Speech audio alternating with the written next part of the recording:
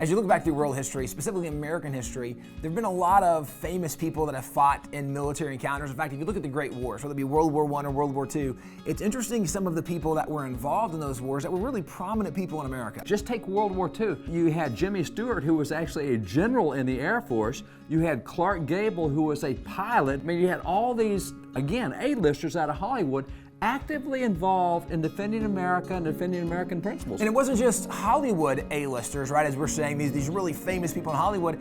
Actually, if you think about the greatest athletes of all time, there was one individual who certainly stood out above many of the others. Joe Louis. This is a guy, a professional boxer who is a heavyweight champion of the world. This is a guy that was 68-3 in his record, 25 title defenses. And by the way, he had 54 knockouts and 25 title defenses, most of which were by knockout. So the greatest guy is taking him on and he still knocks him out. And leading up to World War II, the conflict was already starting to evolve with Germany. Didn't he fight somebody from Germany? Yeah, the Germans sent their best boxer over to take on Joe Louis, and you know, Hitler thinks that they're the superior race, they should win. Louis knocked him out in the first round. Knocked him out in the first round. It's a great story. So we have a poster of him, and on this poster it says, "We're going to do our part and we'll win because we're on God's side." Now it's interesting that not only is he seemingly supporting the military at this point, but he's also saying that we're on God's side. Why would we draw the conclusion just automatically that we're on God's side? You know, if you go back to when World War II started for America, when we got drawn into it, 4 weeks after we declared war, you have President Franklin Roosevelt going to the State of the Union address and saying, here's the deal, guys.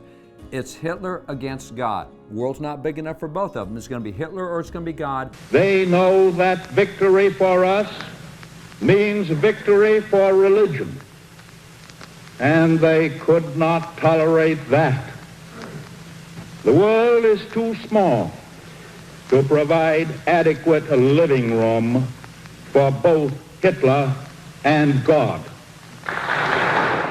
I mean, we laid it out as a really clear spiritual conflict, and our political leaders did that, and Joe Louis understood that, and he said, look, and he understood there were problems back then. Look, he was involved in the civil rights movement. He was a subject of racism. People discriminated against him, but he's still out there fighting for America despite the bad stuff.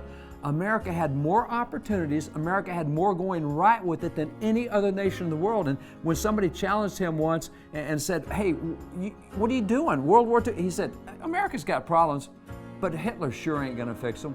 And so that was the understanding is, look, America's got flaws, but America is still the greatest nation with the greatest opportunity, the greatest potential in the world, and that's what we understood.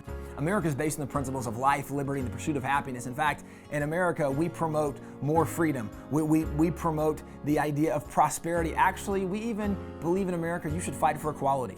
And actually, if you back up to World War II, there wasn't really widespread equality the way that we think it should have been at that time. But here was the philosophy they understood. There are some things worth defending, and there are some things that we need to fight against. And back in World War II, we understood very well America is worth defending, and evil is what we need to fight against.